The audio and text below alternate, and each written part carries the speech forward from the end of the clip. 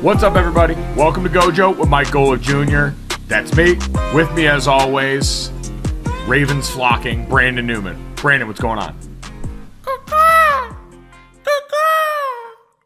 Just the mixed emotions of having your alma mater being crushed and your favorite football team winning impressively all in one weekend. Yeah, it's a lot of mixed emotions, a lot of cognitive dissonance there for anyone else who might be Notre Dame and Baltimore Ravens fans. I'd imagine you're processing a lot of complex emotions out there. And we're going to try and help you through those because if that Venn diagram happens to be a complete circle for you, you've got to have some interesting innards right now. Thankfully, we've got the time and the means to do that here today. As always, make sure you download, subscribe, rate, and review wherever you get your podcasts. GoJo with Mike Golick Jr. Leave us a 5-star rating and a review. Check us out on YouTube. We appreciate everyone going over there. The Lamar Jackson interview last week certainly helped a lot of you find out that existed. So yes. The DraftKings YouTube channel, subscribe to it. Check out the GoJo with Mike Golick Jr. playlist there and come see us. We have Marshall Newhouse, former NFL offensive lineman, who's going to stop by. TCU great, going to help us react to a lot of the Sunday slate because, Brandon, you and I were talking about it off air. What a rush having it back. I was in Stillwater, Oklahoma for the game that I called this weekend, Oklahoma State getting a win over ASU. I landed at about 9:30 local out here, so was basically in a mad dash to get home, walked in my door 15 minutes after the 1 o'clock NFL window had started, and it was just on from there. As you know, we've heard from Brent Venables, we were drinking it through a fire hose this weekend, and honestly, it felt great. It felt phenomenal, but it's just a ton to process on the back end. Yeah, you're right. It felt great, but also at the same time, I felt like, okay, I'm enjoying this as I normally do, and that feels wrong. Like I'm going to miss something because I usually do, because that 1 o'clock window is so crazy and a lot of stuff happened. The witching hour, having Scott Yes. Hansen in the Red Zone channel or Andrew Siciliano, depending on which house you were affiliated with.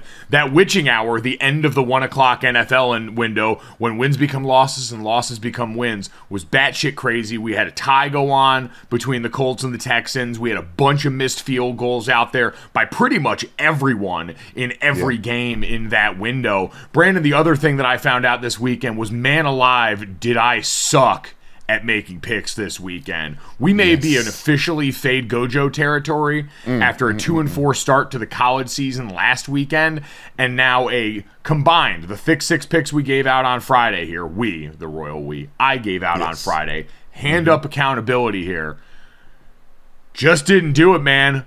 0-5-1 on the weekend. Notre Dame minus 20, and Anthony Richardson over 59.5 rush, and UNC minus 7 was a push, and then Baltimore, New York over 44.5, 49ers minus 7 against Chicago, and Carolina minus 1.5. It was ugly. Just to give you an idea, Brandon, I went 0-5-1 this weekend. New head coaches in the NFL went 5-2-1 this weekend. They had a phenomenal opening stanza to the NFL season. They put in the work during the preseason, and clearly I've got to go back and assess the formula right now. So everyone, you're on Fade GoJo watch. You could still potentially make money. I might even try and fade me next week. We're going to go back to the drawing board and try and figure this out. Yeah, actually, Mike, like you said, through the fire hose, we don't have really time to look up things. We don't have time for next week. I think it's fade GoJo territory starting this week.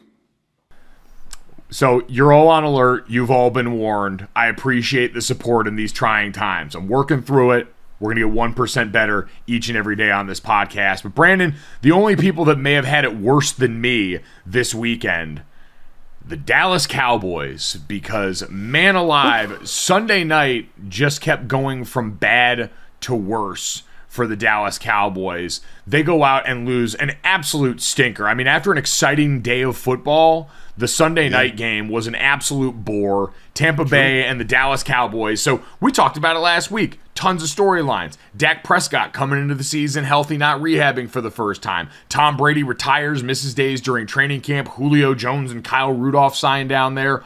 All this stuff.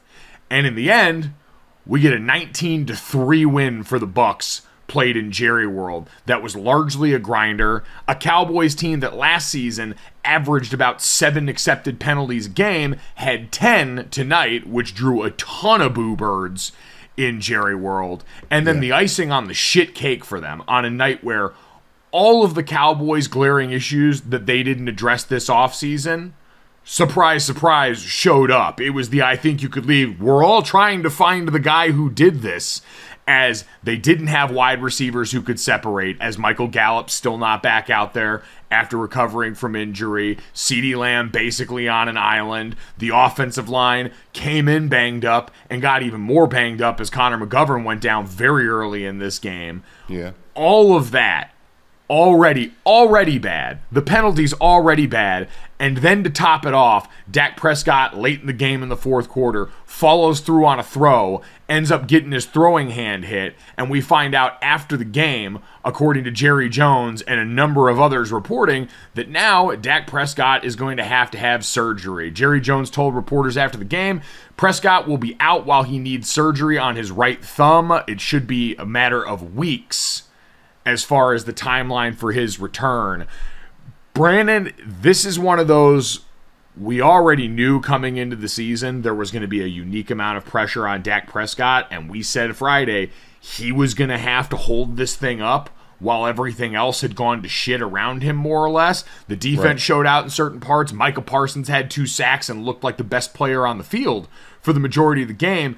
This already feels like a death knell for the Cowboys season, and by proxy, Mike McCarthy's job has to be looking less and less secure by the day. Rightfully so, Mike.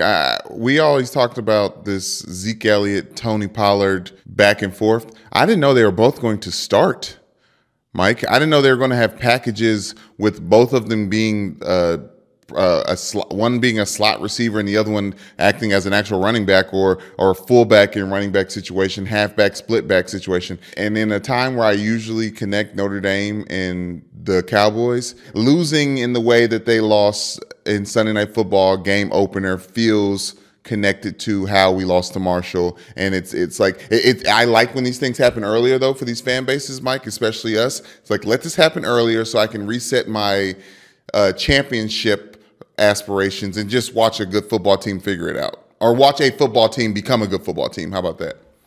Yeah, I'd say that similar in the fact that you're going to have fan bases that are certainly primed to overreact to what goes on with each. Different in that one is a few years now into the regime are the Dallas Cowboys. One is a team that, didn't have a lot of major change at the key positions, head coach, quarterback, all these things, and lost to an opponent in the Tampa Bay Buccaneers that we expect to be one of the 3 best teams in the NFC this season. Marshall, while the Sun Belt will get a ton of respect, and always has. I called Thursday Night Football for a long time. I love me some Fun Belt. I called Marshall's bowl game last year when they played in the Louisiana and the New Orleans Bowl. I get it. And we'll get to plenty of that. We're going to have so much college football to get to that will likely come up tomorrow because it was a hellscape weekend for so many programs.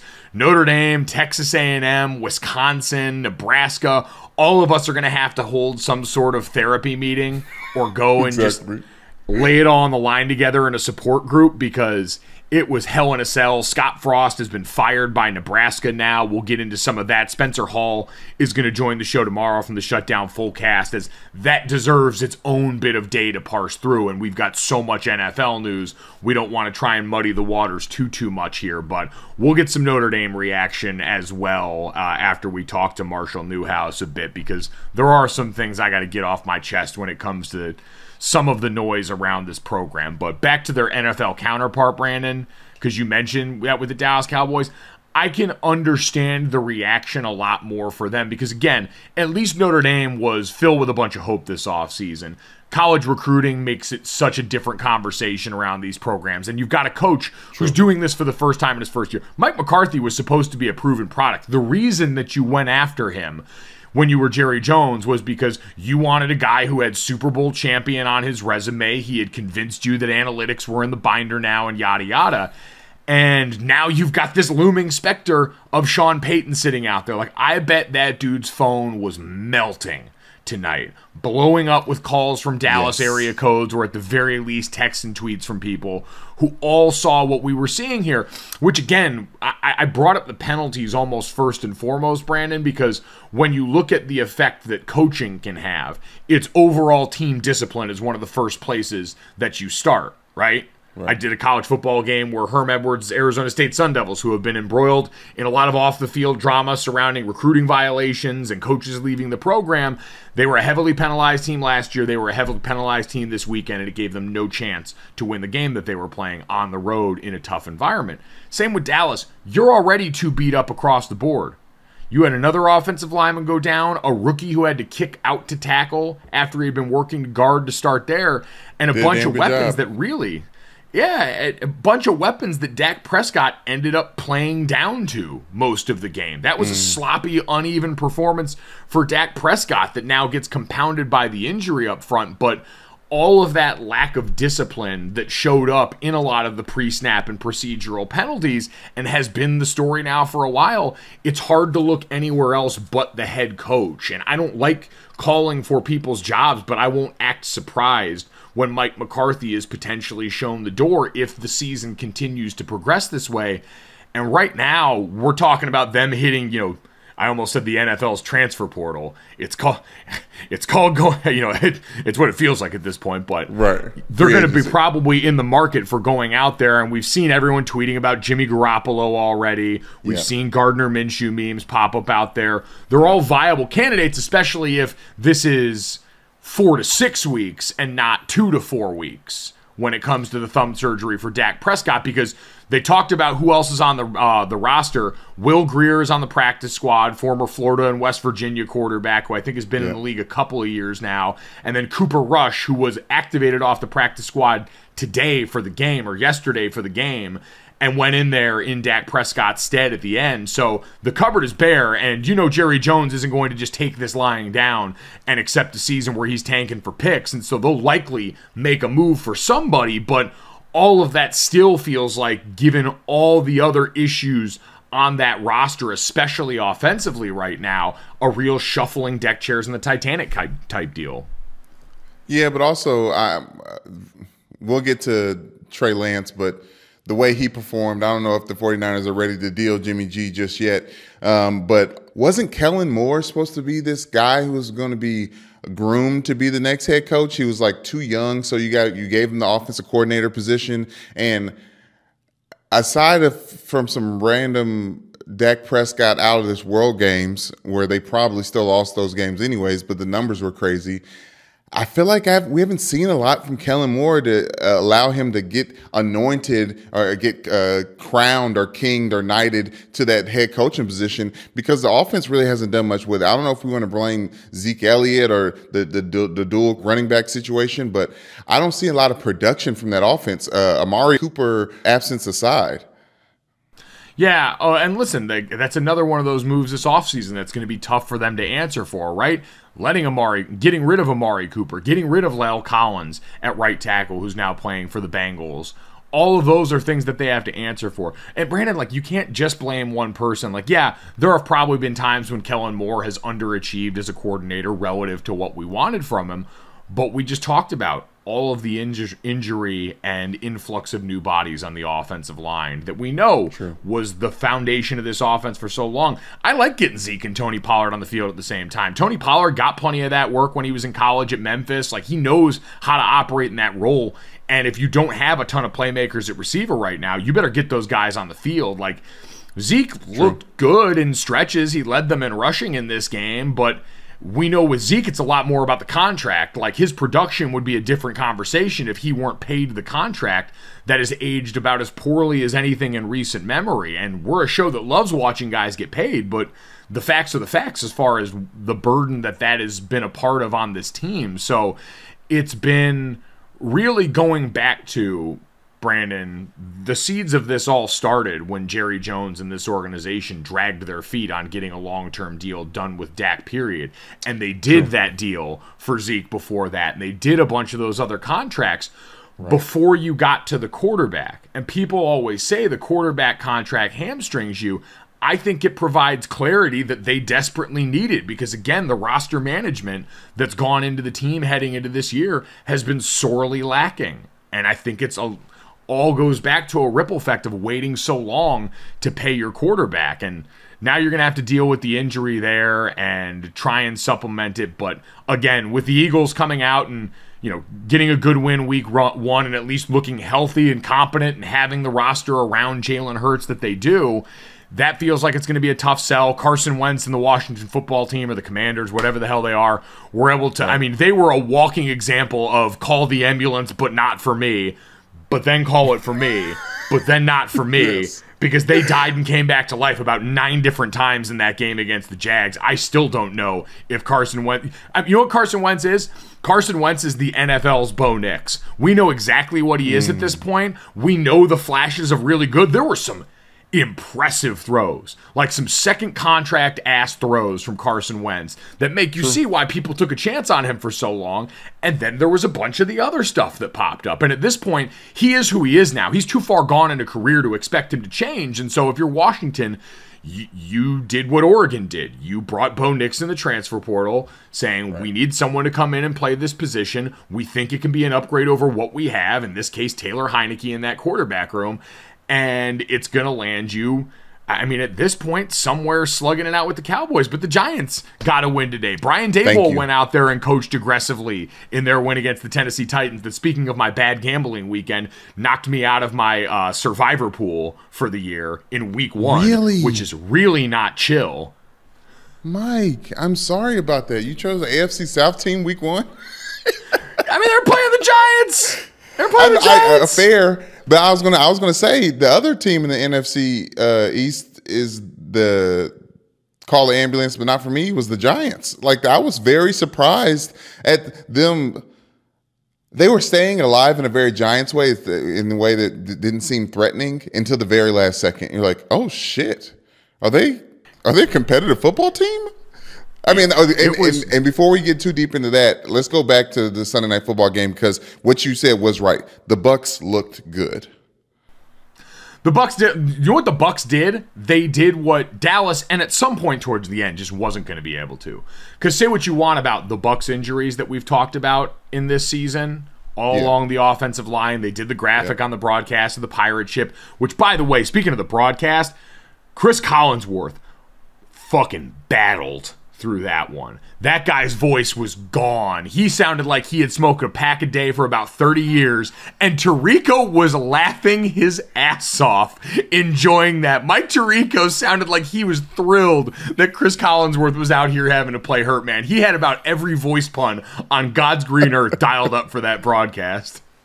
I know. I was sitting there thinking, I was like, okay, so it's finally getting addressed after the internet was begging for him to get some tea and a Ricola. Ricola. But the you fact call it a Ricola like it's E. coli? Huh? Oh, yeah, Ricola. Excuse me. Ricola. Different vowel at the end of that. He did. I don't know what happened at halftime, Mike, but he sounded better than he ever did. And the fact that everyone was joking about it, I'm just like, wait a minute. I didn't love Jason Garrett's call at Notre Dame. I thought it was serviceable. I was like, can we maybe, where are the backups? Because I don't want to sit here and listen to Chris Collinsworth. It's like I was listening to a podcast where one of the co-hosts is just struggling through things, i.e. our podcast. It's like, wait a minute, can we, is he okay? As someone who did a lot of Sunday morning radio with Stu Gatz violently hungover, I know what that sounds like, because it's come out of my mouth and it's come out of Stu Gatz's mouth. And so I appreciate Chris going through it. It kind of, in its own way, a little bit sexy, right? That low kind of gravelly voice. Definitely like a week 1 thing. Definitely. A solid week 1 kink. And I know it's because he was doubling up. He was on the Thursday night open, right? They were the ones that had the Thursday night broadcast to open the season. So technically 2 games in 1 weekend. It's not unprecedented, but it certainly is tough, especially when you're having a broadcast like that on such big games. But I just couldn't get over how thrilled Tirico was to poke fun at him. It was like Mike knew he was going to have more airspace and more time for him to lay out stories and talk, and he just could not contain his glee as a play play-by-play who finally felt unleashed in a booth where usually you're deferential to the analyst. Right, your number got called as a play-by-play person, but I think Jason Garrett actually is the reason why the Cowboys lost, because if you remember at the beginning of that game, Football Time in America, everyone was making their picks. It was all Bucks action, Bucks, and I was like, oh shit, Cowboys about to pull up the upset, because anytime they go chalk, the other team always wins. Jason Garrett, being a former coach, being a former player for the Cowboys, had to go for his team, like Drew Brees pulling for the Saints against the Bucks. He was the only one who did that there too, and I think he started the demise. That's a valuable public service, though. The last thing you ever want is a graphic with all one name on it. We all know it. You live to just get memed into the internet oblivion. So Jason Garrett did them a solid there, even if it didn't work out. Okay. I will say that. So, but you're right about Tampa. The thing that they did really well in this game, that again, I said Dallas was going to at some point personnel-wise just have a difficult time even trying to match, was they overcame and worked around their deficiencies, right? We talked all about how a new offensive line, especially in the middle, replacing all those bodies there in the middle, would affect Tom Brady in the pass protection element of things, right? Oh, man, he's so bad when he gets pressured up the middle like every other quarterback, yada, yada, yada. Well, they said, all right, we'll just run the piss out of this thing. We'll pull guys all over the place. We'll let these offensive linemen do the thing that every offensive line would prefer to do, which is go out and run the hell out of the ball. We'll let Leonard Fournette go wild in this game. We'll mix it up and throw jet motion sweeps at you guys. They tried to take the pressure off of that group, and it eventually allowed Tom Brady late in that game to start to get the ball to Mike Evans more. It allowed Tom Brady to work off play action and drop some really impressive throws and catches with Julio Jones, their new acquisition. And so credit to this entire Tampa Bay attack, because the defense certainly had a much easier job, I think, going up against a beat-up Dallas offense, but they came out there, did their thing on their end, and then Tampa just ground them into dust on the other side.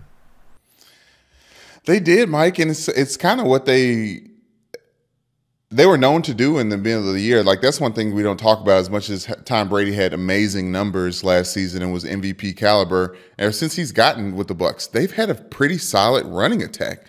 Like, it was Jones, like they had a 1-2 punch for a while. Go ahead. Well, no, I was going to say that was the story of the Bucs team the year they won the Super Bowl. That was playoff Lenny. That was that run where, they ended up going, and we all just thought Mahomes could Mahomes everyone, and it wouldn't matter that the Chiefs didn't have an offensive line by the end of the season. But on the other side, for Tampa Bay, that had been the story. They got to the playoffs, and they just decided they were going to wear people out up front. So, yes, that was absolutely the identity of this team. And now, while some of the names have changed, we know Todd Bowles is a head coach. Byron Leftwich still there as the offensive coordinator, and now really gets to be the only other collaborative voice with Tom Brady in the room. They went back and leaned on that heavy, given some of the personnel turnover they had in those key areas up front, and I thought it was really smart, and it allowed them to go out there and listen, they still had problems. I mean, you ended up your Donovan Smith, your starting left tackle, went down for a little bit in this game. I haven't seen an update on him, but your backup had some trouble with Micah Parsons, like most people will. But again, it was about mitigating the overall disaster that could have happened and then creating the opportunity for them to make plays. There's still things they're going to have to work against as better competition gets up there, but I thought they put together a very smart game plan, knowing what they were facing and knowing what their deficiencies were. Yeah, absolutely. Like, it was good to see Chris Godwin out there, back from injury, doing his thing. The ball got spread out like Tom Brady usually does, but what I saw that was consistent over the entire league was the NFC fighting and clawing, not for relevancy, but to prove that they're not just going to roll over. Because you can break down what the quarterbacks were able to do for the NFC versus the AFC, and that's a clear line distinction, Mike. It's like the AFC guys are going over 300 yards comfortably with multiple touchdowns and doing it by not missing a lot of balls, where you see the NFC quarterbacks are really just kind of playing the whole game, right? It's like a college football game. It's like, we got 4 quarters of this, like Alabama against Texas. For some reason, you just knew that Alabama would do the right things when they needed to just to get the win. And that's what it seemed like it was going on with the NFC. I can see the struggle there, but it's going to be some good football over there too. So, Brandon, speaking of the rest of what we've got going on here, and we'll get to plenty more overreaction Monday coming off week 1 with Marshall in a bit here. It is Monday around these parts. That means we on the show that enjoys all things and appreciates all things Bachelor and Bachelorette franchise and believes they're sports. We give out roses on this damn podcast. It is Monday, Brandon. You and I each get 2 roses apiece to give to whoever we deem deserving from over the weekend that performed in the world of sports or otherwise. So, Brandon, if you don't mind, I would like to start us off this week. Please. With a very telling sign of how I think this season could go for the Pittsburgh Steelers, because we said, when we talked to Dad at the end of last week, who believes that the Steelers will finish last in the AFC North. Yep. That prediction got off to a tough start as they upset the Cincinnati Bengals in the first game of the season.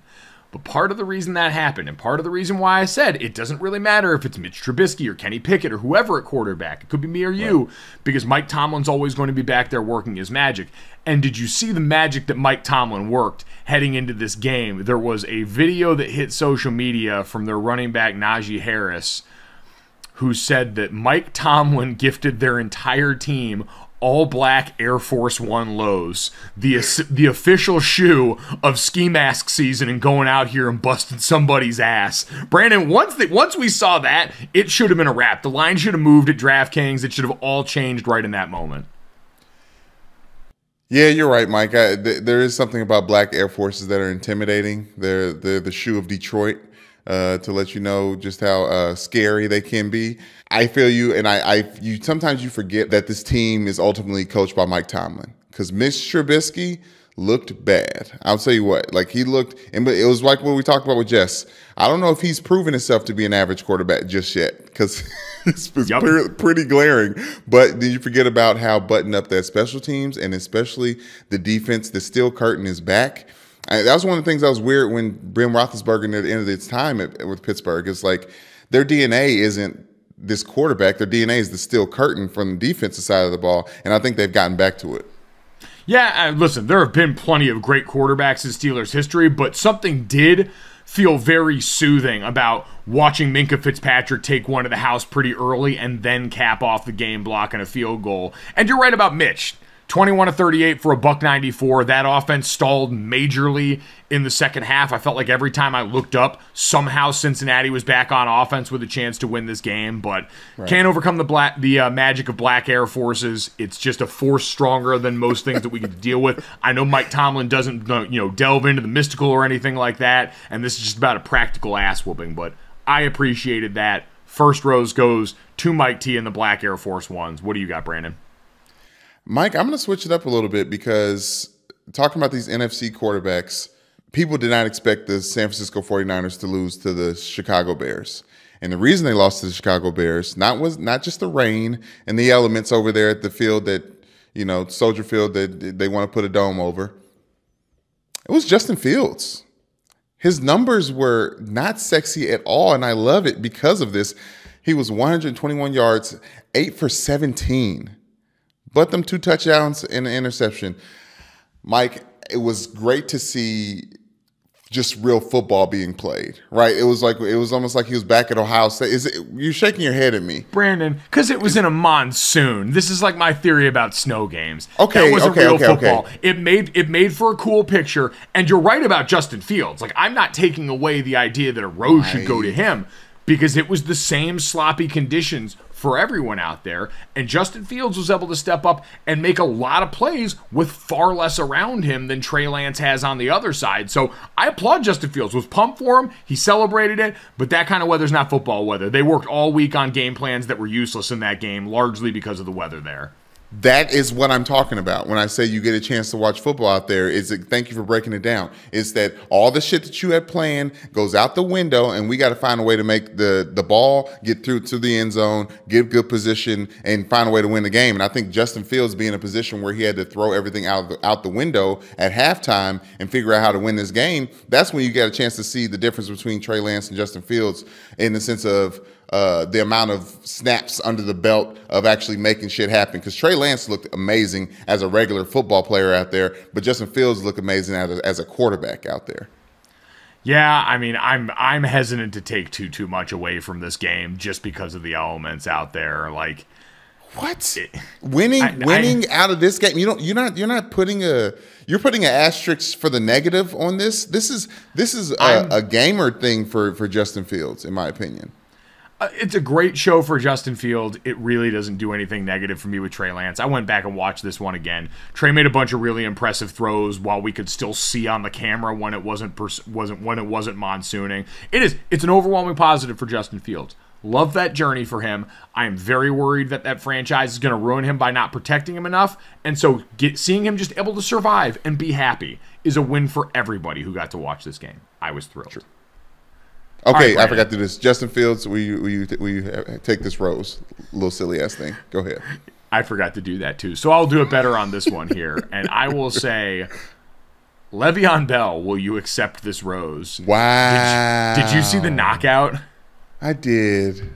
So, for anyone that didn't, Le'Veon Bell and Adrian Peterson were part of a social media fight card at the Bank of California Stadium in Los Angeles. It was the Social Gloves No More Talk card that was headlined by YouTube star Austin McBroom, a former college basketball player, and Nick Young, former NBA standout, a.k.a. Swaggy P, and influencer Minicon. I don't know who half those other people are besides Swaggy P, but they were the ones that apparently got Le'Veon Bell and Adrian Peterson to come out here and try and beat the hell out of each other in an exhibition that apparently only like 200 people went to. It sounds like it was pretty sparsely attended, but that didn't stop Le'Veon Bell from dropping Adrian Peterson in the 5th round with a right hand that absolutely sent AP to the mat. And Brandon, I was stunned. When I saw this fight card come out, the stories about age, and I understand age gap. Le'Veon Bell's 30. I think Adrian Peterson's 37.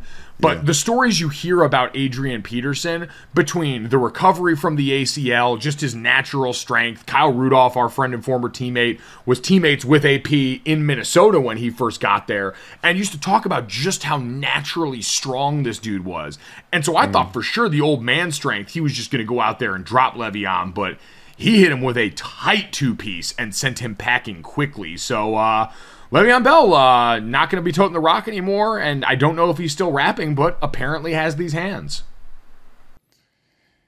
Yeah, Mike, I get really weird when I see some of our former greats fall like this. And I say fall just to mean like have to box. And I'm sure it's fun for them, right? Like Nate Robinson, when he boxed and got knocked out by, he knocked out one of our kings, didn't he? No, Nate Robinson got his ass added to that graveyard of terrible knockouts.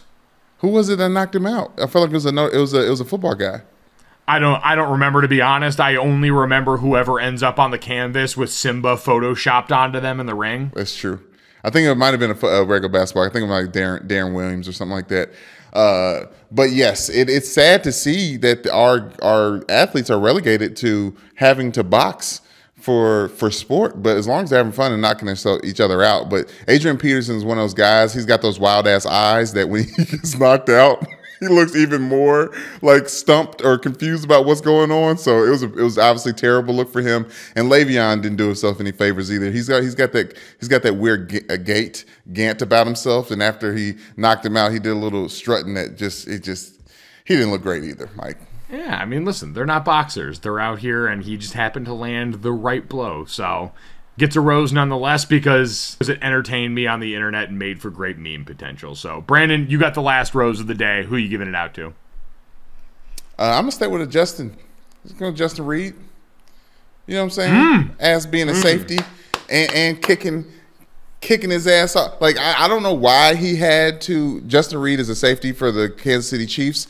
He stepped in for like the kicker when it comes to kickoffs and field goals today in an actual real-ass game, and he was more than serviceable, Mike. It was almost as if I was thinking to myself, like, at what point in practice did this thing become real because he's doing a great job, and he didn't even put on a kicking boot? Oh, dude. So Justin Reed manifests this offseason in a big way. He was posting these videos during training camp letting everybody know, I've got this ability. And it was a viral sensation. Everybody loved it. No one thought he'd ever actually have to use it. He's a safety they brought in here to replace the honey badger, for God's sakes. He had much bigger responsibilities on this team. But Harrison Butker, their starting kicker, rolled his ankle on one of the kickoffs early in the game. And so Justin Reed had to come in and bang a kickoff and made a PAT. And during the season, preseason, he had hit a 65-yard field goal during training camp this season. So he's got that. Young DBs, the more you can do. They talk about that for so many positions you want to be running the core for. Shit, kick. Look at all the stuff Boobie Miles did. He could do everything here, and apparently Justin Reed is cut from that same cloth.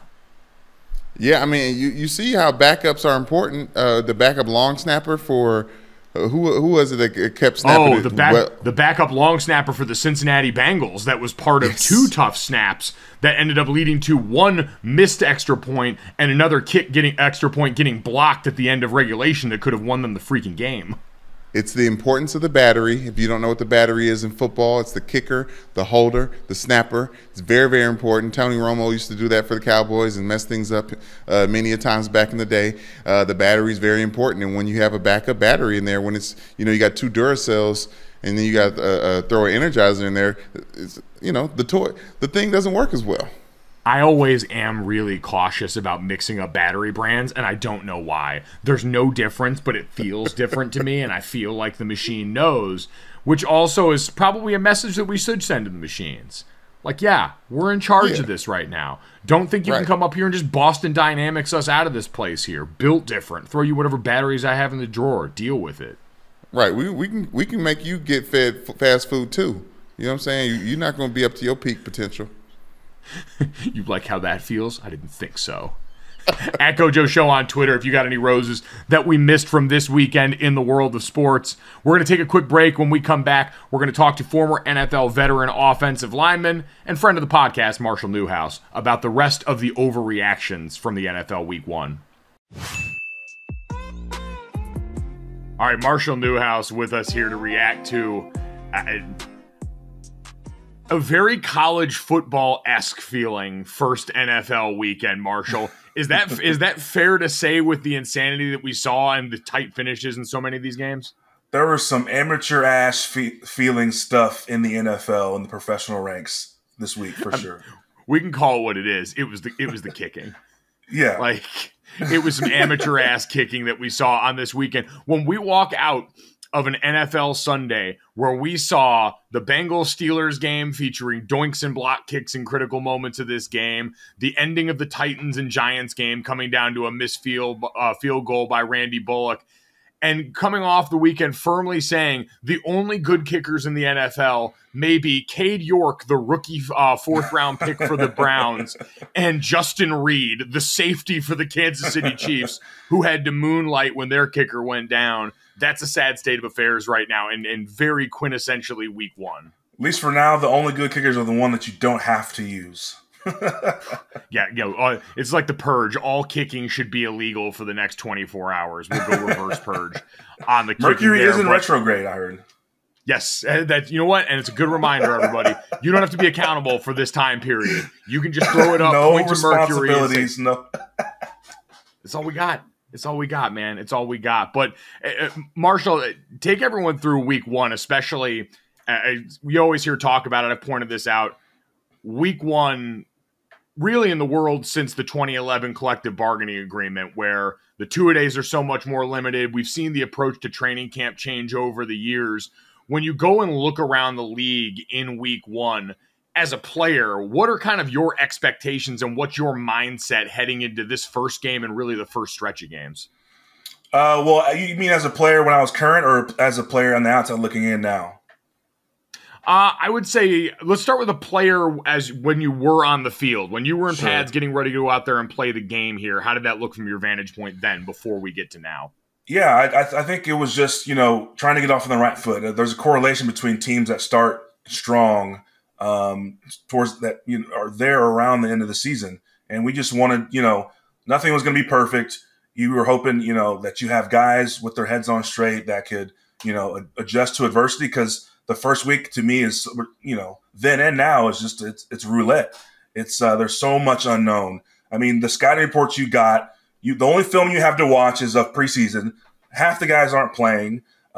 We've got new coaches all over the league, new coordinators, new schemes. So you got very limited information, and we just talk about being able to adjust midstream on the sidelines, adjust to momentum, adjust to weird things happening. We had a monsoon in Chicago. Who was ready for that week one? All these things that you're like, where everything's getting thrown on the wall week one to see what sticks. You want to be as steady as a ship as you can and get out of there with a win, because we know the season now a game longer. There's so much else that can happen, but starting strong is such an important thing week one. With all that kind of randomness built in there, do you think there's something about that gives new head coaches a little bit of a leg up just because of all the randomness? New head coaches this weekend were 5-2-1 on the field. Is there anything to that, or is that still more randomness? No, it's new is always better. And, those coaches don't have anything to prove. No, they have things to prove, meaning, but yeah, they have less film. They have less people that know their structure, how they approach games, how they approach, decision-making before the halftime at the end of the game. There's not a sheet on them. Everybody, there's limited information under the sun. Everyone's got a scouting report on you as a coach, your tendencies, all this other stuff. So as a new coach, you've got a leg up on that. And not to mention, you've got this new energy in your building. For better or for worse, everyone's got a shot at Super Bowl week one. And with new coaches, it's even that much more so, where guys are like, this is a new regime, a new staff, where everyone's amped up. We're all, hyping each other up through camp, and we've set our roster, and everyone is still figuring out, where they're going to settle in. But there's just an element of surprise when there's a new coach. You just don't know what you're going to get. I think that was probably nowhere on display more, and maybe some of this is recency bias because it was the last game of the afternoon, but there's going to be a ton of focus on the teams in New York. We understand kind of how this works, and for Brian Daboll, who had spent most of that game down trailing by about a score to the Tennessee Titans, to get down at the end, to go in for the score, and then to make the decision unflinchingly to go for two and dial up another play for Saquon Barkley, who had a monster game, that seemed like it was one of those things trying to send a big message to a team that's battled through a ton, a quarterback and a running back who are both kind of feeling like maybe this is their last try in this city. And I think that's going to resonate pretty loud through the early going of this season, that Brian Daboll, who came over with all this great clout from Buffalo and the work that he had done with Josh Allen, now gets to look at this team and say, all right, hey, this is what I think of you, and this is what we can think. How much does that matter to you walking off the field if you're a guy on that team today? I mean, that's huge. We know Brian Daboll has coaching experience, but not necessarily head coaching experience. He's been a coordinator with Belichick, Alabama, like you said, Buffalo. He's got experience. He knows this game. He knows what it's like on Sundays. He knows what it takes to win. Now, the role of a head coach is more of a CEO. You're more of a delegator. But this guy understands what it takes. And so him reading the tea leaves, him reading the field towards the end of that game, hey, yeah, we're down. You saw, Dan Jones try to back shoulder throw, throws it late, throws it behind the receiver, throws a pick in the end zone, and he lights him up on national TV. He knows, hey, we are not going anywhere if you, Daniel Jones, don't fix your turnover problem. That's a coach who knows what his strengths are. He knows, Daniel seems like a guy who can take that. Otherwise, you don't undress a guy out in front of the team like that. But I think he has a good understanding, a good feel, and there's trust there that he knows what he's talking about. And like we were talking off air, the strategy of having been there to run the ball down in the goal line, make sure Tennessee uses at least a timeout. They use two. You run clock off the scoreboard. You score your touchdown, and then you just get a feeling. You're like, hey, Saquon's having a monster game, the best game he's had in over almost 2 seasons. Daniel, with all of his mistake-prone tendencies, is still a weapon down the goal line because of his legs. Man, let's do it. Let's go for two. We're on the road. The analytics nerds are just screaming internally because you get someone going for two at the end of the game, and it works out. You see Ryan Tannehill, who's plenty good, but I wouldn't say 2-minute drill is their MO, is the thing they do best. You leave a minute on the clock, 1 timeout. Now they get in field goal range, but you take those calculated risks because you know who you are you know what your team is. And I think the Giants are excited about that. That gives them a little boost moving into the season. And again, them specifically, they're in the NFC East. That division is rarely a division that you're going to need to just blow the doors off. You got to stay in it, win the games you're supposed to win, upset a few people. But we've seen teams at 500 make the playoffs, and it'll again, I think, be a 9-10 win team that takes the NFC East. And so the Giants are right there. It's week 1, but the Giants can be right there. It is week 1, and you're right. That's why we saw, the back and forth battle between the Texans and the Colts that went to overtime that ultimately ended in a tie.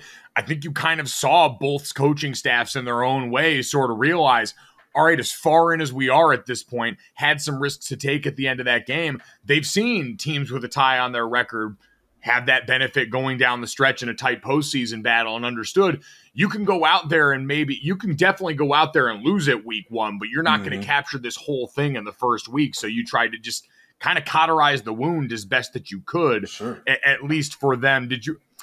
Was that the most surprising result on the day? As we look around the board and see some of this, certainly the Giants are going to be up there, but the Colts, with all the expectation, this was a team that I thought was going to win. I picked them to win the AFC South heading into this season because I thought that combination of Matt Ryan and that offensive line, that running attack, would be such a leg up with what he had in Atlanta.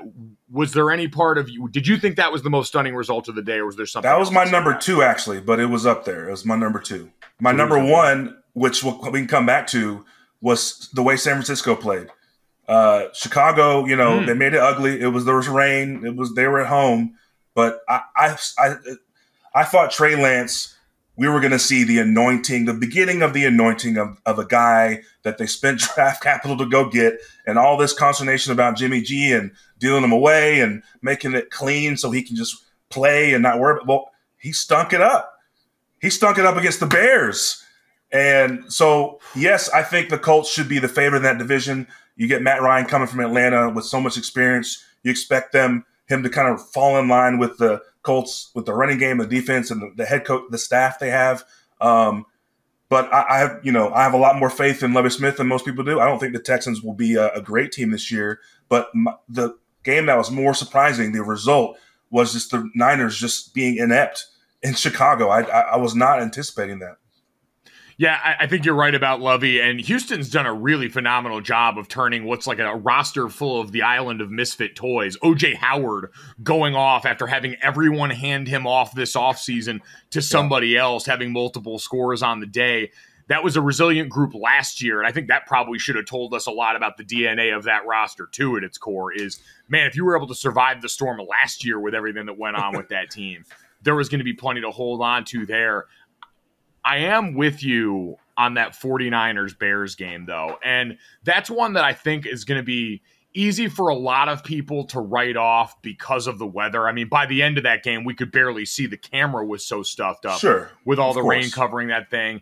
It was coming down in sheets. It was disgusting, and I understand that's going to limit it to an extent, but it was the same conditions for both teams, and I'm going to be honest. Man, I thought coming off the preseason, that O-line for the Bears was going to get Justin Fields killed. I was worried about how this season was going to affect the rest of his career and his development, because we've seen so many quarterbacks get ruined by bad franchises who weren't able to protect them. And I still think that's probably a concern on a neutral field for the Chicago Bears. Like, I don't think all their issues magically go away because you had a quarterback who managed to step it up. We knew he's got incredible ability, but on that other side now, I can already hear keys clicking and people starting to wonder if we're going to see Jimmy G somewhere in the first half of the season if things keep going this way. And I don't think you can do that, to be clear. Like, I don't think you can go to him for anything short of an injury at this point in time with how you've set up and how you've tried to position this. If you go to Jimmy G, that's a traumatic event for a lot of people. Traumatic for the fan base, thinking they have a roster that's ready to win a Super Bowl. That's traumatic for Trey Lance. And that's traumatic for Jimmy G, who's like, let me just get to health and let me get to my next contract, because it's obviously not here. There's a lot of stuff that goes wrong if you feel like you have to turn to Jimmy G this year. But, again, week 1, and no one has a monsoon simulator in their practice facility. So, yeah, both teams are playing in it.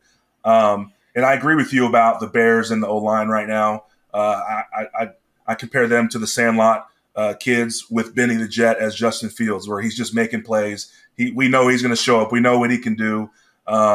He was scrambling around. He's going to be best until they really figure things out on the run. Boots, rollouts, play action. But he's that talented. We're watching it right now.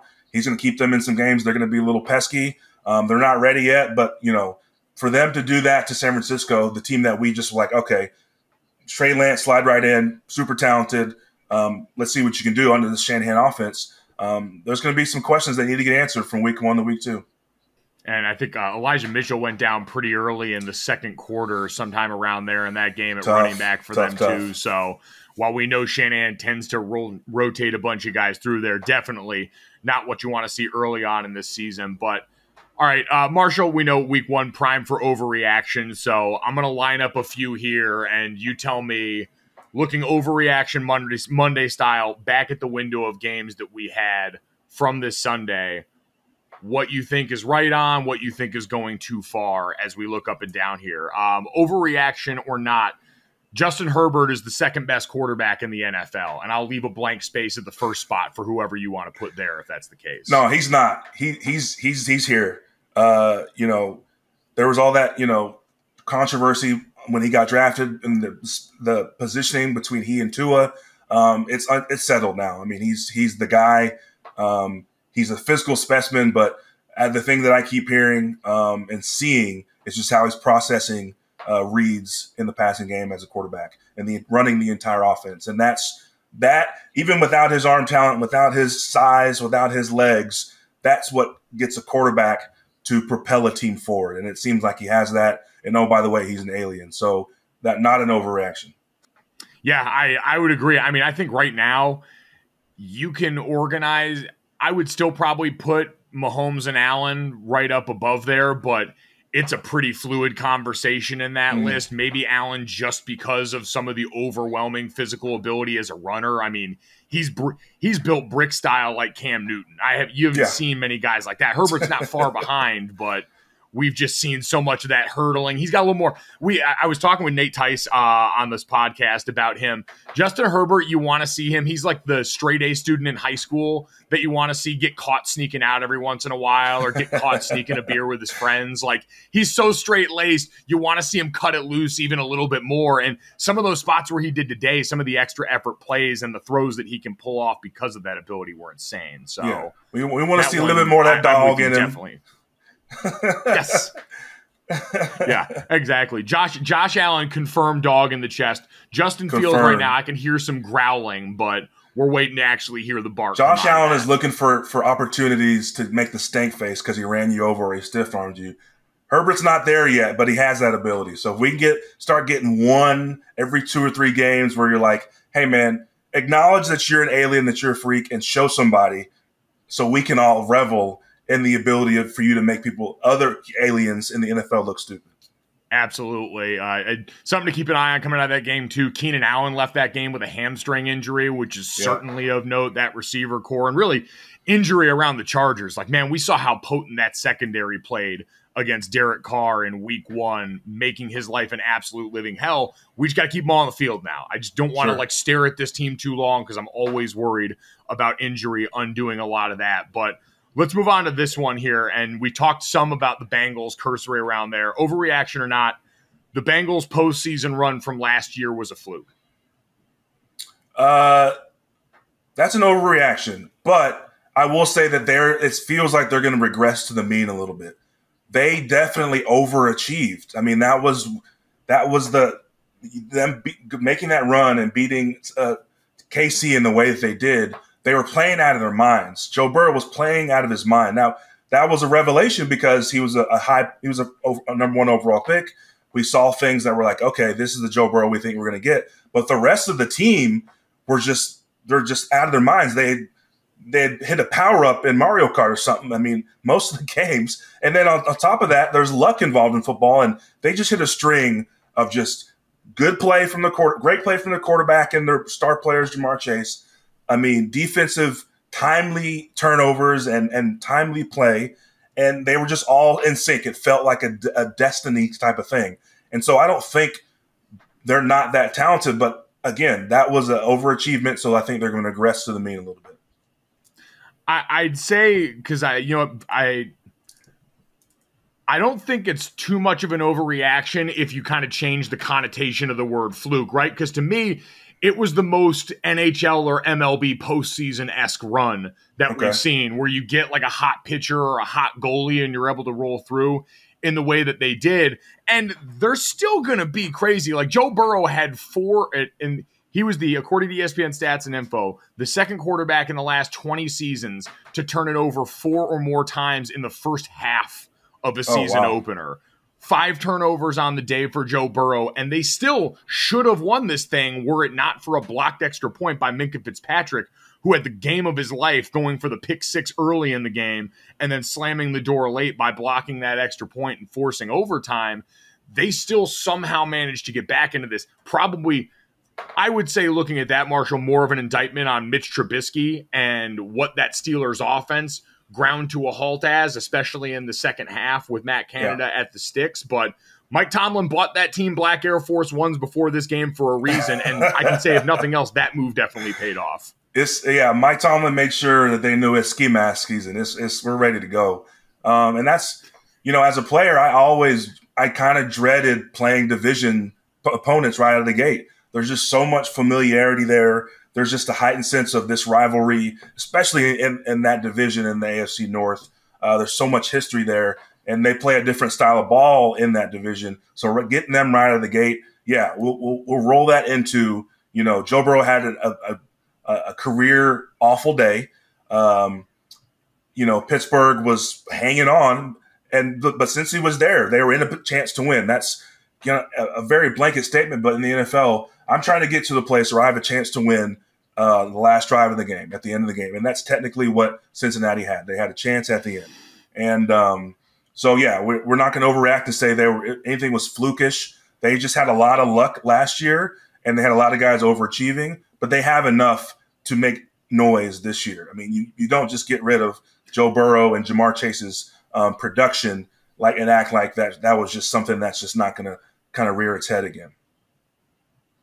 And a lot got made of them adding, 4 new starters on the offensive line between guys they brought over in free agency and the draft pick at left guard there to go along with Jonah Williams.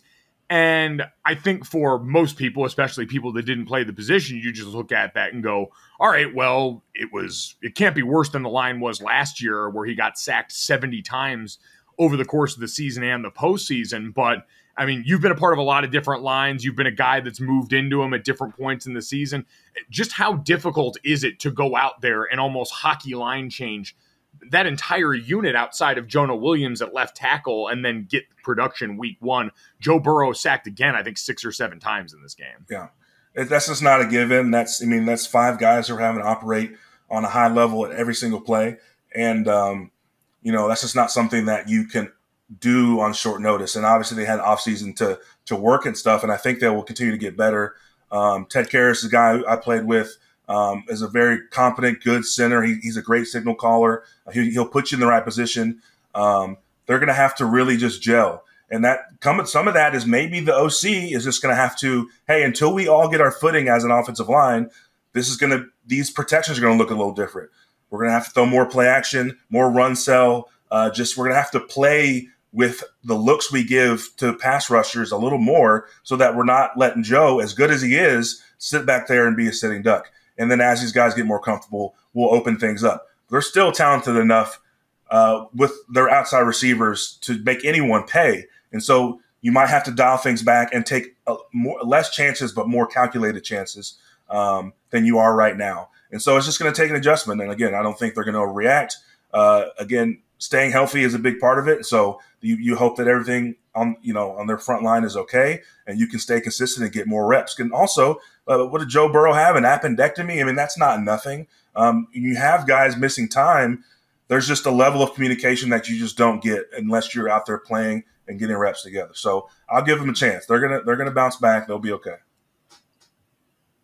I think that is interesting and worth noting. And we've talked so much about shortening the preseason, different teams' approach to the preseason.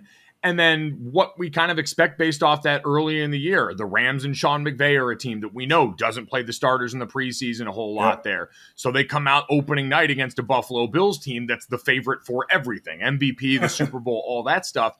And there's some things that are going to look rusty here. The Colts, you could lump into that category a bit as well. We only saw that offensive group together a little bit, and there were some struggles in limited sample size during the preseason. And absolutely right, we saw Joe Burrow racing his team in sprints on the freaking golf cart at the end. He was running gassers on a golf cart. I don't know if I would have loved that or laughed. I can't imagine, but that's a sight for sure. I think that's got to be based on how much you like Joe Burrow, right? Because there are certain teammates, if I saw them over messing around on a golf cart while I'm running my ass off, like if it was a kicker and not like a Justin Tucker kicker, you're probably going to have to hear something about that. He's getting all of his clothes wrapped in tape and thrown in the hot tub and then frozen. Like there's something happening if there's a kicker doing stuff like that. There's no way. Did you ever actually do that to a guy? I did not participate, but I saw it multiple times where we go for leave for a walkthrough, and who has the most time in the NFL locker room? It's kickers, punters, snappers, a lot of times backup quarterbacks. We leave for a walkthrough, we'd come back and a certain someone who, just messed with the wrong person, their helmet, their cleats, or their street clothes separately, wrapped in ankle tape, thrown and wetted in a hot tub and then put in a freezer. And so you have to let it thaw and your stuff's wet. I mean, it's a nightmare. And so, I never saw someone get that done to twice because you learn your lesson. Is there a name for that? Because it sounds incredible. No, I don't know. I think someone should name it for sure. In these days that we just don't condone hazing, but that's to me is a pretty feckless one that, everyone can get behind. Yeah, no one gets hurt. And you know what it is? If it doesn't have a name, it's a message sent and it's a message received, like you said, more often than not pretty early on here. Better your clothes get thrown in the cold tub than your entire body against your will. So how also about that? Very fair. That's a fantastic point here. Nobody wants that life. It was the pool. I was in the pool. All right, overreaction or not here. The New England Patriots are going to finish third in the AFC East this season. It's, we all are we're creatures of habit. We have been watching Bill Belichick and the New England Patriots dominate both the division and the NFL for far too long. We just have no other perspective of viewing reality than the Patriots being good. And they're just not good. They're not talented. They're not as talented as the other people in their division. They're not as talented than they used to be. And on top of that, you've got a second-year quarterback who we had questions about, who overachieved a little bit last year, who we had questions about, who's now getting a play caller in his microphone, in his helmet, from two formerly dispatched head coaches, one who was a defensive guy and one who was a special teams guy. We kept making excuses all offseason, like they'll figure it out. It's Bill Belichick. And, of course, they might. But for right now, we have to believe what our eyes are telling us. And Matt Patricia speaking into Mac Jones's ear, both in the game but also all week. Like, you lose Josh McDaniel, who's a career guy at working with quarterbacks, working with as a play caller, to Matt Patricia, who we can argue was not even successful as a defensive head coach, is calling plays in your ear. So, yeah, they're just not good right now. I'm not sure what you change to make them competitive, especially with the leaps the Bills have taken. I mean, the Bills are on a warpath, and then the leaps that the Miami Dolphins have taken, and they're looking like if they keep Tua on a straight and narrow, Mike McDaniel's going to have them competing in the playoffs. So, yeah, they're the third best team. Luckily, you're in a division because the Jets are just going to jet, it seems like, but they are the third best team in that division. Yeah, I'd agree. And a lot of that, I think, has to do with Tua had a really impressive day. It wasn't over the top. He didn't set any records, but he went out there, and for a guy that Mike McDaniel and this front office tried to do everything they could for this offseason, bringing Teron Armstead over, Tyreek Hill, Jalen Waddle, all the speed in that room that they've got around him and the protection that they added there, he was able to operate within that the way he needed to. They're basically, I think, trying to get him to the point where he can go and be a high-level point guard. I don't know if Tua ability-wise at this point post that catastrophic hip injury is ever going to be fully the guy we saw in college that was tanked for Tua, that we thought could be, the future All-Pro and the guy you do tank picks for. But based on what we've seen now, given an environment that's a lot healthier for him on offense, I feel like that can be a guy that, and I kind of phrased it like this going into the season with him and Jalen Hurts, since they were both in that Alabama quarterback room together. Which of those guys have the better chance of being the starter for their team the following year? I said that would probably be Tua, just because I still think high-end ability-wise and in that offense, he's got a chance to do more than Jalen Hurts, who I think is going to, at some point this year, hit a ceiling, even with all the stability around him. Yeah, absolutely. And I think in general, NFL coaching staffs, they like known entities. And as a quarterback, if you're a quarterback that can operate not as a top tier, we're not asking you to just be Superman, but if you can operate as a manager and a manager plus, a manager, and then use your God-given abilities to go make us a play and win us a game. If we can trust and count on that level of productivity every week, we're set, because we know what to expect, and then we can put pieces around you, both in the offseason with talent, and then as we game plan every week and as we play call during. But if you're a quarterback that's like this, if you're a quarterback that, is just going to throw the ball to the other team, we can't game plan. We can't be consistent with that. We have to have something that we can count on, and that we can shore up. If you've got, the Dolphins had a lineman get hurt, we can shore up the line. We know where the weak point is. We know this receiver's a little hobbled. We know the defense is maybe outmatched this week. If we know where Tua's bringing to the table, then the rest of that stuff falls in place. And the Tua that we saw today, if we can get that Tua and maybe a little plus, nothing superhero about it, then the Dolphins are going to be in a really good place. I agree. I think that's a fascinating team to watch now. Again, I think that division belongs very firmly to the Bills, but as far as what they can do outside of that, and if they can draw blood on them this season, because I think this really is about building towards more of the future down the road for the Dolphins. Marshall, the last team I want to get to with you, and really a game that I was most intrigued about on the day slate of week one in the non-primetime world, was the Vikings against the Green Bay Packers. I had seen so many people. We talked to Aaron Schatz from Football Outsiders on here. All the numbers folks have been really high on what Kevin O'Connell was going to be able to do in year one with this Minnesota Vikings team and the talent they've got in the receiver room. They go out, pretty decisive victory over Aaron Rodgers in the Pack, 23-7. Is it an overreaction to say I can basically write this off for Green Bay because they were missing so much of what they're going to be this season when their main guys are on the field?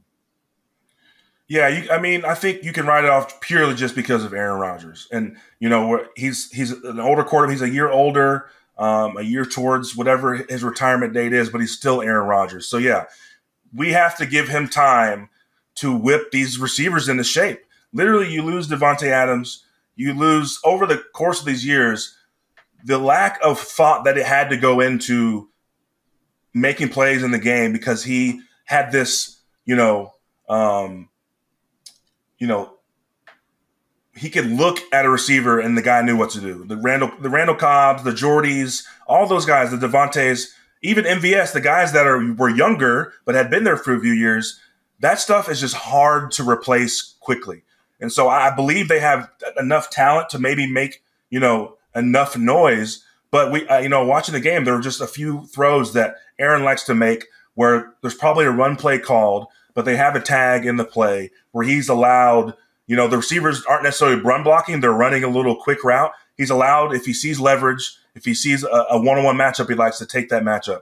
I saw a couple of guys that weren't even ready for the ball, and that's only due to them not being familiar with how Aaron, does things. And literally, I remember being in Green Bay and listening to a younger receiver be like, if you're not paying attention, looking in when you're out on the line of scrimmage, there are such subtle signals that you will miss if you don't know what you're looking for. And that's the level that Aaron's been at for 17 years. Well, you've got these guys that just came out of college that, that they were used to every play looking to the sideline for a coach to give them a signal. And it's just such a wide gap of execution. And we saw a couple drops. He got on them this offseason about drops, that kind of stuff. Even if they have the talent, that takes a little bit of time. And Aaron is a guy that doesn't have time. That's why he got on them publicly. He's not a guy that does that just for the fun of it. He was doing it intentionally because he's like, I need to bring these guys along. But not only that, like I said, again, another division game. These are tough games. Kevin O'Connell's offense, it looks like it'll be more versatile, more multiple. And, what a smart guy he is to feature Justin Jefferson. Hey, let's get this guy the ball a little bit more often. He was a statue in the last offense. Let's move him around, motion him around, and get him the ball, and he goes for 180 yards and a touchdown or two. I would expect more of that from Minnesota, but I also expect Green Bay. This seems like their floor just because there's so much to catch up on from a receiver-quarterback relationship standpoint. 9 for 184 and 2 touchdowns for Justin Jefferson. He's got 5 games with $150 receiving. The only player with more 150-yard receiving games, 23 or younger in NFL history, is Randy bleeping Moss, according to ESPN stats and info. So, is that a high score? Did I break the game? Is that high?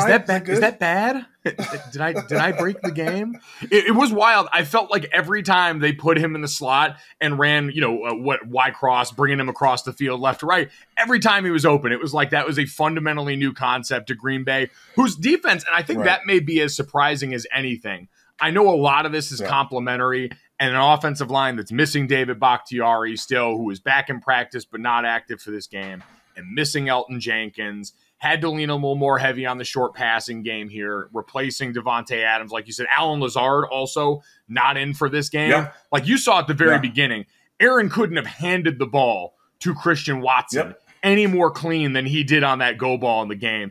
And as soon as that went through his hands, you knew this might not be a great day. But even still, I was a little bit surprised on the back end just how wide open some of those guys from Minnesota were against a Green Bay team that spent the few years. I mean, when they were drafting Eric Stokes and those guys in the first round, and we were all freaking out because Aaron wasn't getting first-round offensive help the way we all thought he should, I was like, oh, Brian Gutekunst is building the war chest on the defensive side here. And like we talked about with the offensive line, not everything can be a quick fix in week one, but I still am with you. I think when you start to get more of those pieces on the field and you get these guys a little more time with Aaron chewing them out day in and day out, that message isn't going to take long. You're not going to need a frozen ball of clothing stuck in the freezer after being in the hot tub to hopefully get this message across.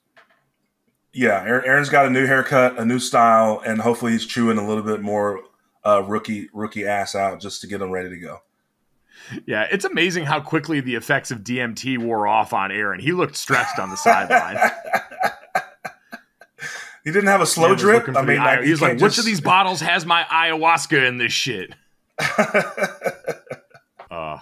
It was that kind of weekend. Also that kind of weekend for me. 0-5-1 on the picks for your boy that I handed out on Friday. Man. So we're going to have to get back to the drawing board, assess the damage a little bit. I might start fading myself this next week. We'll see if that can potentially turn the tides around here. But Marshall, man, in the meantime, we appreciate all the help on this one. It was a chaotic first weekend, a lot to try and parse through. But thanks for helping us try and make sense of it, man. Hopefully I can avoid you ever having to put my clothes into that weird ice ball from hell, and we can keep this moving.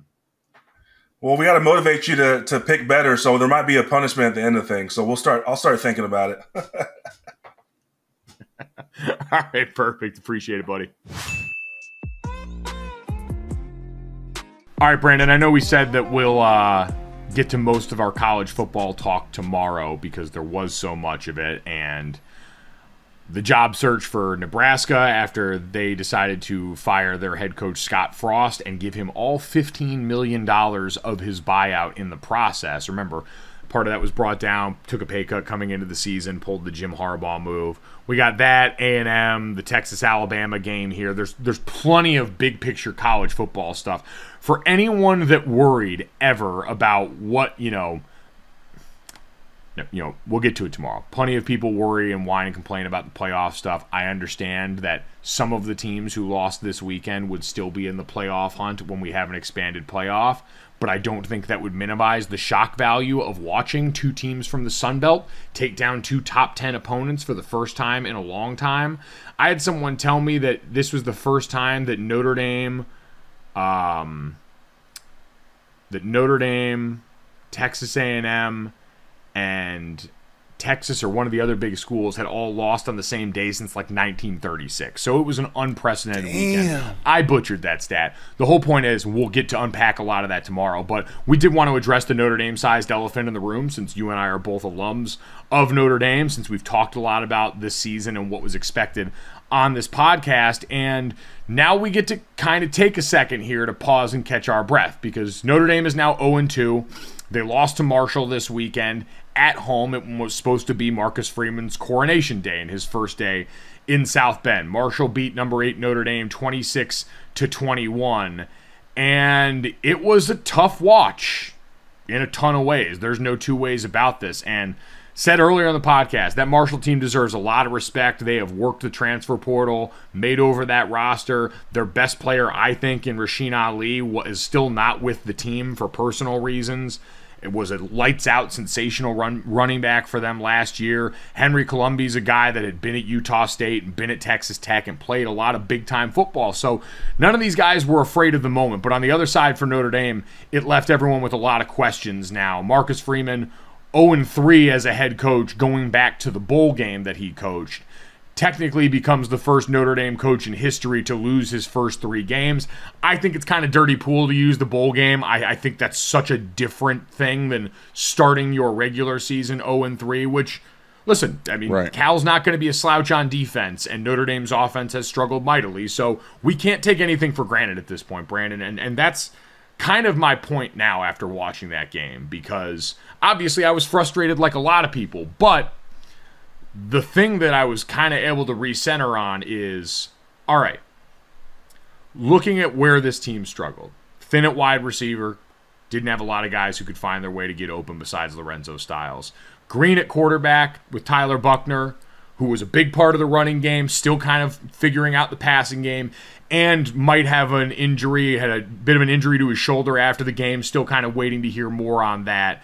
And the offensive line is struggling to come together in a way that I thought would happen a lot faster given the talent and the coaching. But all that being said, those are very real foundational issues right now that Notre Dame is trying to work their way through. And they're doing it with a new head coach and a young quarterback, like I said. A lot different than when I think a lot of these same problems existed a year ago in some of the same areas, where we just had an experienced head coach and a veteran quarterback in Jack Cohn who had transferred in from Wisconsin. And so looking at the circumstances around all of this and understanding these aren't problems that have a quick magic fix, Notre Dame fans, I understand no group of you, it's not a monolith. There's a lot of Notre Dame fans in a lot of fashions. But I felt like there were way too many people that were freaking out and wanting to burn it all down now. I understand it doesn't feel great. 42 straight wins against unranked opponents is now a stat that is gone for Notre Dame. There had been a consistency in South Bend that was unparalleled in our lifetimes, Brandon. Going to be 33 years old at the end of this month. The stretch that we had in the last 6 to 7 years was the most consistent stretch of Notre Dame football in my lifetime and the most top-end success that they had had. That streak that we were talking about was behind basically Alabama, Ohio State, and Georgia. Like, they were in rarefied air when it came to the consistency that they had had atop this sport, obviously without being able to break through to that upper crust. All of the goodwill that Marcus Freeman banked in the offseason by doing everything right should not just go out the window after 2 games in this regular season. Because, again, I separate that from the bowl game. And all the people that were excited to see Tommy Rees come back and say, I'm not leaving, and all that stuff, and all the rah-rah stuff that went on when Brian Kelly left this team in December shouldn't go out the window right away. You can be frustrated and want to see things change and get better, but to then say you just need to start ripping out parts for that to happen is trying to find a simple solution for a problem that is anything but. And so I would just encourage everyone to take this moment, and I know this is how I'm going to approach it, to understand that now the framework of how we view this can change. The fringe playoff hopes and all the stuff that people wanted to hold on to after the Ohio State game, understandably, is now gone. With 2 losses, you don't get invited to that party in the current 4T format. That's not how it works. And so now this season is about trying to develop those areas, giving this coaching staff time and giving Marcus Freeman time to figure out how they go about and do this as this staff. Not a staff that had a lot of the same pieces involved with a different head coach as this staff. And if you believed in all of the people that were a part of that process already, then I don't know why 2 games in is when you pull the ripcord now. I understand Tommy Rees, who's the one that draws the most ire, has been around longer than that. I will again say I think he has proven his worth in a number of different forms and fashions over the last couple of years that would say that that would also be premature. We don't have to sound so unhinged trying to burn it all down after 2 games, and really 1 game that was the upsetting result. The Ohio State game, by and large, outperformed expectations based on who that team is. This one was just, splash of cold water. But after 2 games, shouting burn it all down makes you sound like crazy people.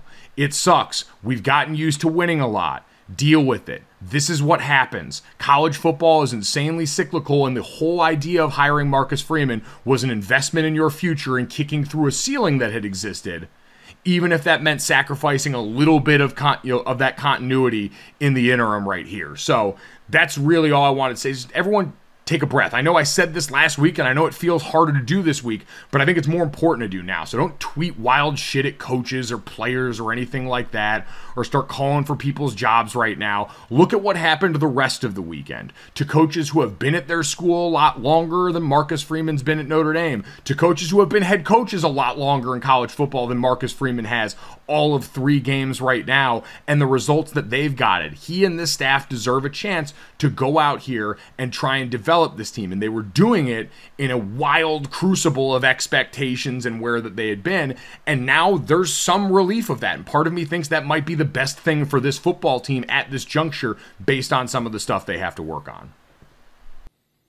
That's a good way to think about it, Mike, and it's a good way to approach it, and kind of remember that each college football season isn't in a vacuum. This is Marcus Freeman's first year. It was tough to see, and I guess that was the whole thing. It was surprising. We saw how well we did against Ohio State. Like you said, let's not throw out the fact that Marcus Freeman was doing all the right things up until this point. But this loss to Marshall, Mike, is going to sting the way all the rest of them did and all the rest of them do. But I think there's a reality to the situation that maybe we shouldn't have been ranked as high starting in at the beginning of the season. And I say that a lot, and I know that that's not fair. That's not the point of it, and that's not like a buyout or a bailout. But our team isn't as prepared or complete as a lot of people thought they were.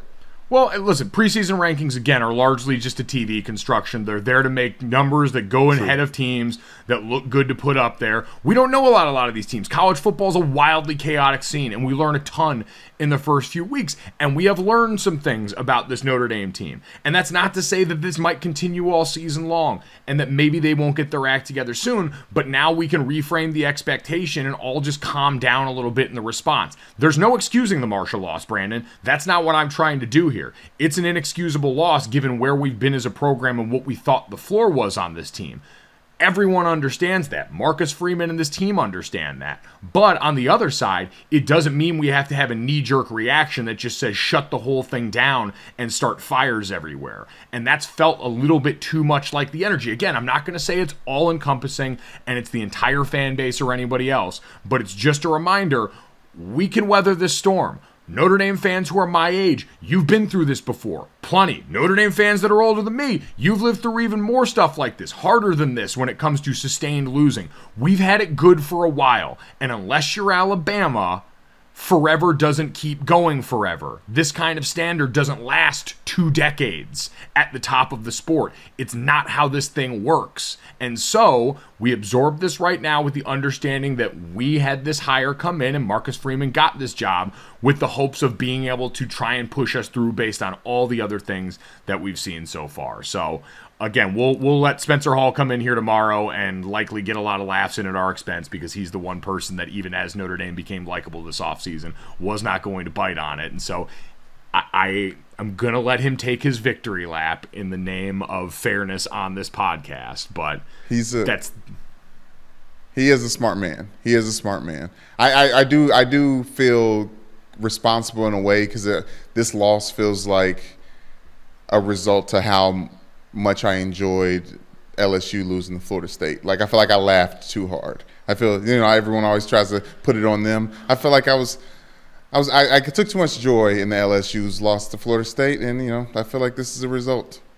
It's a reminder, man. You can't worry about other people so much. We all got our own stuff going on right now, and don't hold on to the things that don't serve you anymore. That's just worthwhile advice for life. You guys can take that one. Doesn't even cost you a nickel. That's free. Brandon, you know what feels like it's almost free sometimes? What's that? Knockaround sunglasses and their incredible savings on high-quality polarized shades, Brandon. They cost right around $30 a pair. I don't know if you've heard that before. It's an incredible deal. They do, Brandon, and they got a lot of options, too. 15 different frames, a ton of different colors. You got something for everybody here. I know Notre Dame fans might not be feeling great, but that doesn't mean we need to dial back the spirit. You can still get a pair ready for game day when Notre Dame takes on Cal, or any other colors there. You can customize the front, the arms, the lenses, the logos. There's over 1 billion possible combinations in the Knockaround Custom Shop.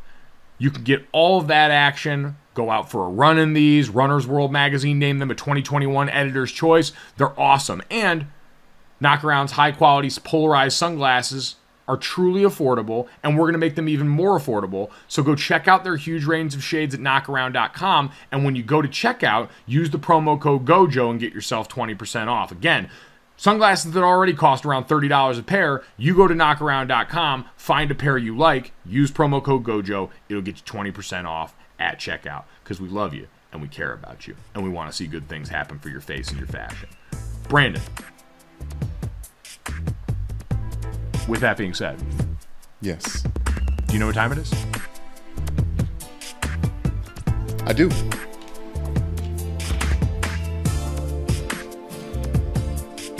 And it's lucky for me you understand what a girl wants, what a girl needs, whatever makes me happy and sets me free. And I'm thanking you for knowing exactly this, that, and the third, this, that, and the third. Whatever keeps you in your arms, and I'm thanking you for giving it to me. This, that, and the third, this, that, and the third. Whatever keeps me, you Okay, I'm done. I'm always afraid to jump in at the end of that one there. I'm done. Done? You feel good? You're coming off the weekend, man. You're rolling in there strong. It's week one. You got a lot of jitters to work out. What a girl wants is always a good choice.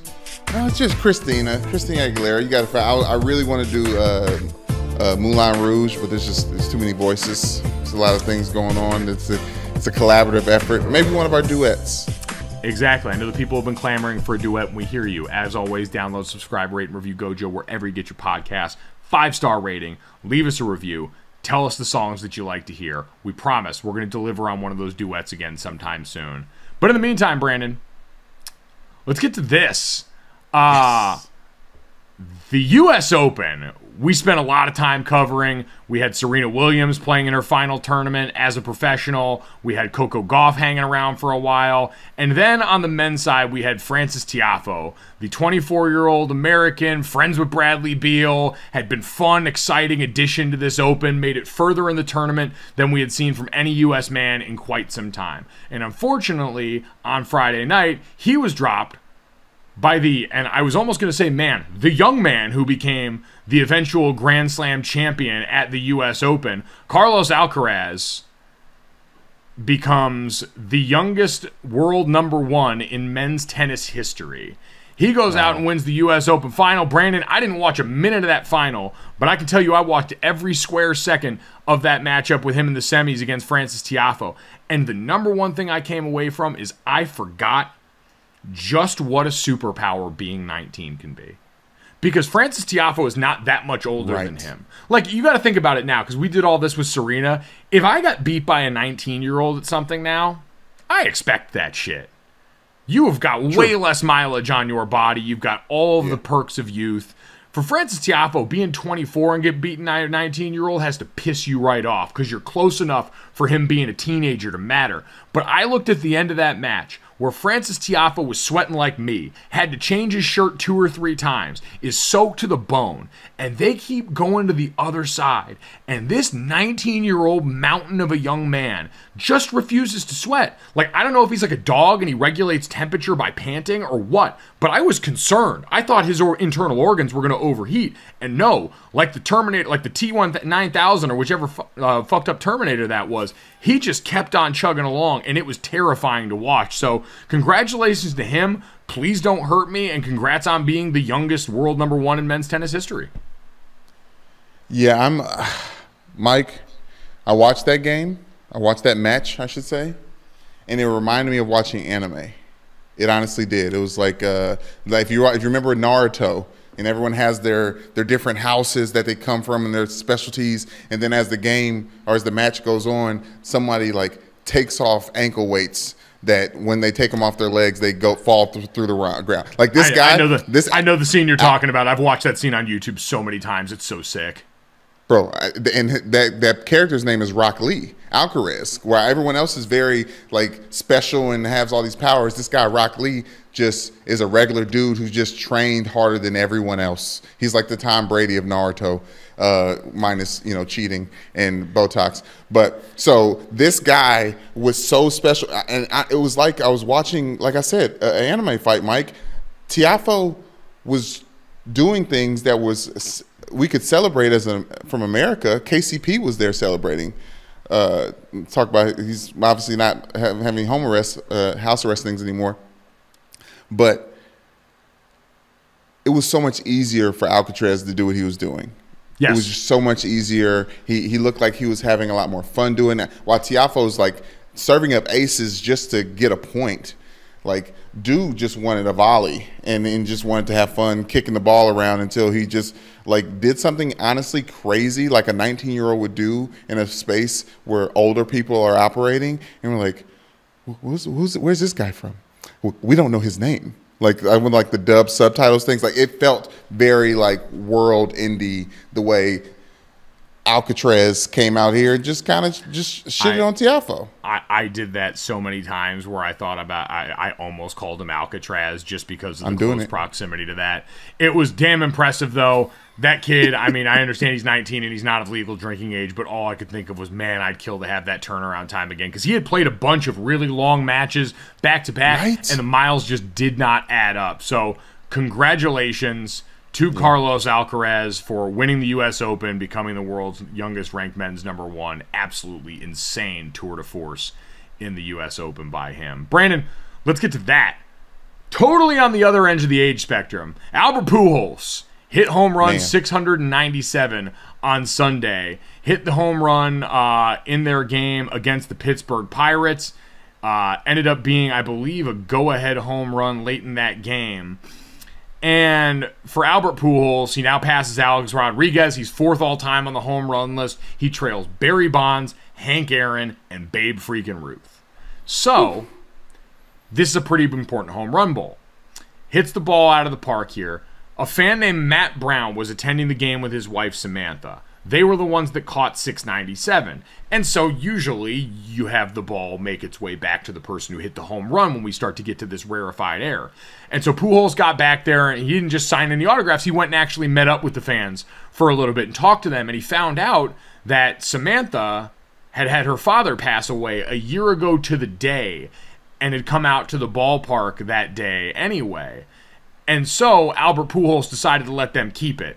They caught the home run ball. Albert Pujols signed the ball, gave it back to them, said it would mean more to them than it would to him right there. Real cool and classy move from Pujols, who we know has been celebrated a bunch this season. We had the moment at the All-Star game and the home run derby for him, and he's caught fire a little bit in the back half in a way that now makes 700 a veritable certainty. And for how much I'm sure that accomplishment in this season have meant to him, knowing that this is probably it, pretty cool moment there to recognize the bigger picture and try and make someone's day a little bit better. Yeah, I think obviously it's special, but what's more special than A-Rod going down a peg on the home run list? I can't really tell you what's better than that. Simple things in life that can sometimes find a way to bring you joy, Brandon. And you know what? Honestly, that's why I want to finish off with this as the third.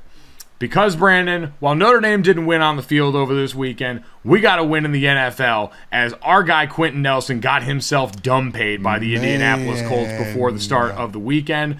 The All-Pro guard signed a record-setting 4-year extension with an average annual value of $20 million. That includes $60 million guaranteed, makes him the highest-paid guard in the history of pro football. He was the 6th overall pick in 2018. He was robbed of the Outland Trophy by Ed Oliver. I will maintain that until my dying day, that while Ed Oliver was a great player at Houston and has been a great player in Buffalo for the Bills, that was an absolute crock of shit, and that award belongs on Quenton Nelson's mantle after one of the more dominant seasons that we had seen from a college football offensive lineman. But pump for Q. It's nice to know that the two best guards in pro football both wore gold helmets at some point with him and Zach Martin. So congratulations to Quenton Nelson. You're buying dinner if we're ever out in the same place again, and I'm not even going to reach for the wallet. I'm not even going to do the thing where I like fake it.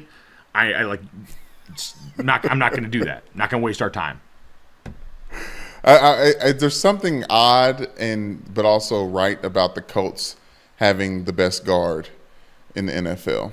Again, like kind of brings me back to like obviously he was a center, but Jeff Saturday days, like back in the Peyton Manning, like it's nice. It's nice the Colts got them one on the O-line.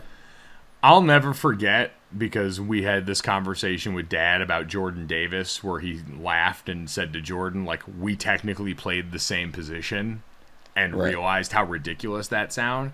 I'll never forget Quenton Nelson and Mike McGlinchey, who's the starting right tackle for the San Francisco 49ers and is a 6'8" mountain of a man, as is Quenton. Like, Quenton is all beef. He's got a yoke the size of a cow. But when they were still at Notre Dame, I walked back into the weight room when those two are working out. And by that point, I had finished playing football and I was already working in the media. And I walked in while they were in the middle of a workout. And they both came off of the platforms where you would do like cleans or deadlifts or something like that. And they were in cutoffs and they walked over both in the middle of the pump. And I realized that, again, technically Quenton and I played the same position. He was a left guard at Notre Dame and I was a right guard at Notre Dame. And if those two wanted to stuff me in a locker right then and there, I would not have been able to stop them. Like, I always joked, if I wanted to go out there and try and put the fear of God into someone on the field or try and put everything I had into a hit and take them out of the game, I could try, but it probably wasn't going to happen. When Quenton wants to, it happens. If he wants you done, you're done. And we've seen it time and time again happen. So it is he is one of the more impressive physical specimens in the NFL, and he's been a guy who was 3 straight All-Pro teams before he got banged up last year. I'm sure he'll be right back at it again this year, protecting Matt Ryan and paving the way for Jonathan Taylor and being one of the most talked about offensive linemen in the NFL, which is a hard thing to do. Yeah, no, of course. A quick anecdote, when I met him while he came through Barstool to be on Part of My Take, and I just, saw him. He came in. I introduced myself, and he was like, "What? Who? You know who? What? I don't know you. You played at Notre Dame, huh?" And I was like, "Oh yeah, okay. Well, it's nice meeting you." And like ran to my desk, and I was like, "Okay, that's the last time I talked to that man. He's very scary, and I need to have someone else around me who he knows to try to start that conversation again, because that didn't feel good." And I was like, "Oh, he's the real deal."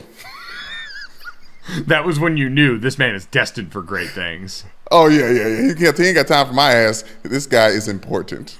Literally, figuratively, metaphorically, and spiritually built different. That's why he's paid different.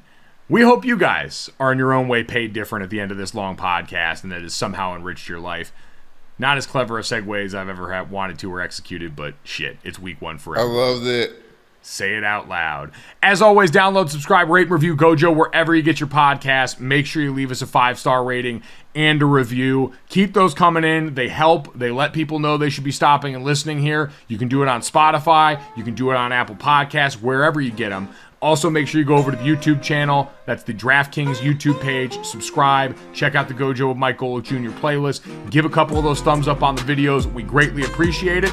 Have a good one. Enjoy Monday Night Football as we have got revenge game action coming up. Russell Wilson going on the road with his new boo, the Denver Broncos, to take on the Seattle Seahawks. We'll have plenty on that in college football tomorrow. Thanks so much. We'll talk to you then.